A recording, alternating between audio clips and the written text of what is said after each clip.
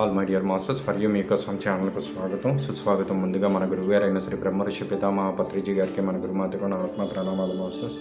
Okay masters. Sir, ఎందరో మహానుభావులు వేమన గారి గురించి, అన్నమాచార్యులు గారి గురించి మీ యొక్క మాటల్లో సార్. ఈ మహానుభావులు అన్న క్యాసెట్ వినే మహాశయులందరికీ నా యొక్క విన్నపం ఏమిటంటే, వేమన చెప్పినట్టు ఏ ఆశయము పెట్టుకోవద్దు. గొప్ప ఆశయం, ఒకవేళ గొప్ప ఆశయం పెట్టుకుంటే మరి చావుకైనా సిద్ధపడి ఆ ఆశయాన్ని సిద్ధించుకోవాలి. వేమన చెప్పిన ఆ మహానుభావుడు వేమన మహానుభావుని మనం ప్రస్తుతిస్తూ ఆయన చెప్పిన ఒక పద్యాన్ని మనం పాడుకుందాం. దాన్ని బట్టి తెలుస్తుంది మనం ఏం చేయాలో మహానుభావులు కావాలంటే. ఆ పద్యాన్ని నేను పాడుతాను. పట్టు పట్టరాదు పట్టి విడువగరాదు, పట్టు పట్టనేని బిగియ పట్టవలయు, పట్టి విడుట కంటే పడి సచుట మేలు. విశ్వదాభిరామ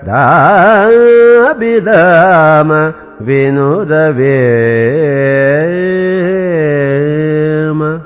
కనుక దయచేసి మహాశయులందరూ కూడాను పట్టు విడవకుండా, చావడానికి వెరవకుండా మహాసాధన చేసి మహానుభావులు అయి మహాత్ములు కావాలని నేను కోరుకుంటున్నాను.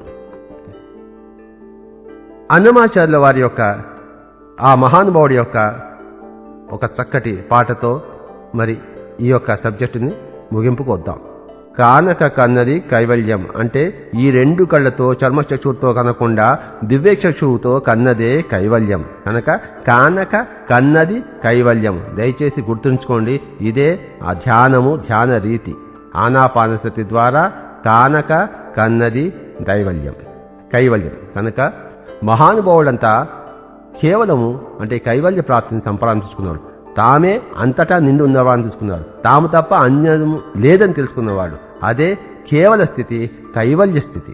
కనుక మహానుభావుల గురించి తెలుసుకోవడమే, ఆ మహానుభావుల యొక్క అద్భుతాలను జీవించడమే, మరి నేను కూడా ఒక మహానుభావుడిగా తయారుకోవడమే నా జీవిత లక్ష్యం.